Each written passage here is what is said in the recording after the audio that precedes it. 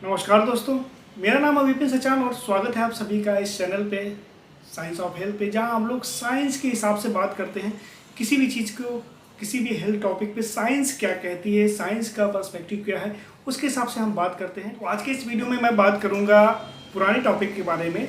मैंने काफ़ी डिटेल से समझाया था, लेकिन फिर भी कुछ लोगों ने क्वेश्चन कर ही दिया कि आखिर डायबिटीज़ होती क्या और इंसुलिन काम कैसे करता है। मैंने बहुत अच्छे से समझाया, अगर आप वीडियो अच्छे से देखेंगे तो आप समझ जाएंगे।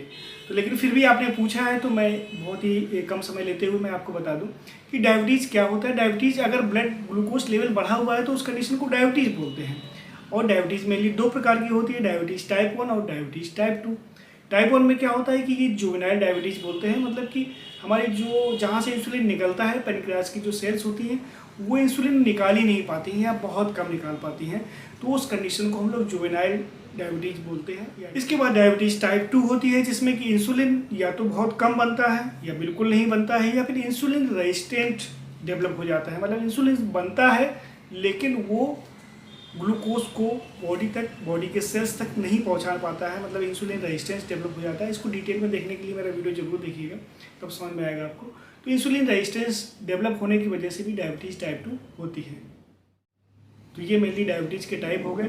फिर इसके बाद पूछा है कुछ लोगों ने कि जो इंसुलिन कैसे काम करता है। तो इंसुलिन दो तरीके से काम करता है। पहला क्या है, जो हमारी बॉडी में ग्लूकोज आता है तो उस ग्लूकोज को रास्ता दिखाता है सेल्स में, मतलब कि उस ग्लूकोज को ले जाता है। अगर इंसुलिन नहीं होगा तो सेल हमारी बॉडी में जो ग्लूकोज है वो ब्लड में ऐसे ही सर्कुलेट करता रहेगा और वो सेल्स तक नहीं पहुंच पाएगा, सेल्स को एनर्जी नहीं मिल पाएगी। तो ये इंसुलिन रास्ता दिखाता है, सेल्स ग्लूकोज को ले जाता है सेल्स तक। लेकिन क्या होता है, कभी कभी जो है ये इंसुलिन की बात वो सेल सुनना बंद कर देती है, रिस्पॉन्ड करना बंद कर देती है। इसी को हम लोग बोलते हैं इंसुलिन रेजिस्टेंट। और इंसुलिन रेजिस्टेंस जब डेवलप हो जाता है तो हमारी बॉडी सोचती है कि इंसुलिन नहीं बन रहा है, इस वजह से शायद हमें ग्लूकोज नहीं मिल रहा है, तो इंसुलिन के प्रोडक्शन को और बढ़ा देती है। और क्या करती है, जब इंसुलिन का प्रोडक्शन बढ़ाती है तो शुरुआत में तो काम चल जाता है, प्रोडक्शन बढ़ने से, ज़्यादा इंसुलिन निकालने से। तो इसी कंडीशन को हम लोग बोलते हैं कि आपका जो बॉडी है वो इंसुलिन के लिए रेजिस्टेंट हो गई है।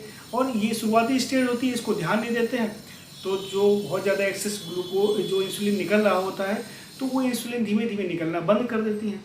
फिर इसके बाद मेडिकेशन स्टार्ट होता है, आपको आप डायबिटिक पेशेंट पूरी तरीके से हो जाते हैं।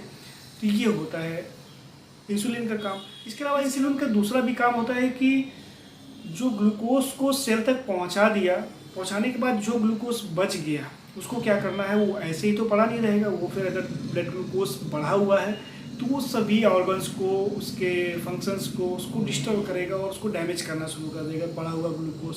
क्योंकि हमारी बॉडी में सब चीज़ ऑप्टिमम चाहिए, जितनी स्पेसिफाइड जितनी है उतना ही चाहिए। कोई चीज़ बढ़ा रहेगा या कम रहेगा तो हमारी बॉडी में उसका नुकसान होगा, साइड इफेक्ट उसके जरूर आएंगे। तो उस ब्लड ग्लूकोज को फैट के फॉर्म में स्टोर करने में भी हेल्प करता है ये इंसुलिन, क्योंकि ग्लूकोज ऐसे ही स्टोर नहीं कर सकते बॉडी में, कि वो वाटर सॉल्युबल है हमारा ग्लूकोज। तो क्या करते हैं, फैट में कन्वर्ट करके उसको कहीं भी बेली फैट में या मसल्स में या फिर लिवर में कहीं भी उसको फैट के फॉर्म में स्टोर करके रखवा देती है ये इंसुलिन। तो ये इंसुलिन के दो काम हो गए। तो उम्मीद है अब आपको क्लियर हो गया होगा।